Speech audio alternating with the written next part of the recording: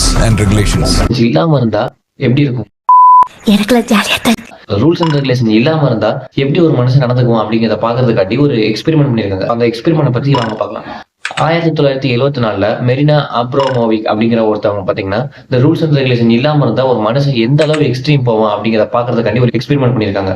என்னங்கிறத பாத்தீங்கன்னா ஒரு 6 மணி நேரம் ஒரு இடத்துல அசையாம அப்படியே உட்காந்துருக்காங்க. ஸோ ஆடியன்ஸ் இருக்காங்களா, ஒரு 72 பொருள் கொடுத்துருக்காங்க. என்னென்ன பொருள் பாத்தீங்கன்னா இந்த சாஃப்டான பொருள்னா தேன், சர்க்கரை, இந்த இறகு, இந்த மாதிரி ஐட்டங்கள்லாம் வச்சிருக்காங்க. ஸோ கொஞ்சம் ஆபத்தான பொருளா என்னெல்லாம் வச்சிருக்காங்க பாத்தீங்கன்னா கத்தி, ஊசி, இந்த கத்தரிக்கோல், இந்த மாதிரி ஐட்டம்லாம் வச்சிருக்காங்க.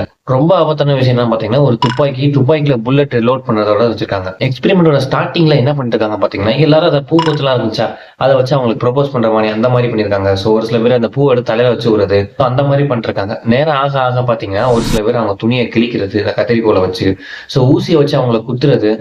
ஸோ ஒரு சில பேர் எக்ஸ்ட்ரீமா போய் கழுத்துல ஒரு கோடு மாதிரி கீச்சு அவர் கழுத்துல ரத்தம் வச்சு அந்த ரத்தத்தை குடிச்சிருக்காரு ஒருத்தர். ரொம்ப எக்ஸ்ட்ரீமெண்டா போனது பாத்தீங்கன்னா ஸோ ஒருத்தர் அந்த புல்லட்டை லோட் பண்ணி அவர் கழுத்துல வச்சு சுடுறதுக்கு முயற்சி பண்ணியிருக்காரு.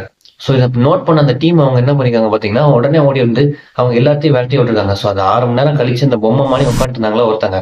ஸோ அவங்க வந்து நார்மலா மனுஷங்கள மாதிரி நினைச்சு நடக்கும்போது ஸோ இந்த பேர் துன்புறுத்தினாங்க பாத்தீங்களா, அத்தனை பேரும் பாத்தீங்கன்னா அவரை பார்த்து தெரிச்சு ஓடுறாங்க இந்த நார்மலா மனுஷனமா நினைச்சு நடக்கும்போது. ஸோ இந்த எக்ஸ்பெரிமெண்ட்ல இருந்து என்ன தெரியுதுன்னு பாத்தீங்கன்னா ரூல்ஸ் அண்ட் ரெகுலேஷன் இல்லாம இருந்துச்சுன்னா ஒரு மனுஷனாவே இருக்க மாட்டாங்களா.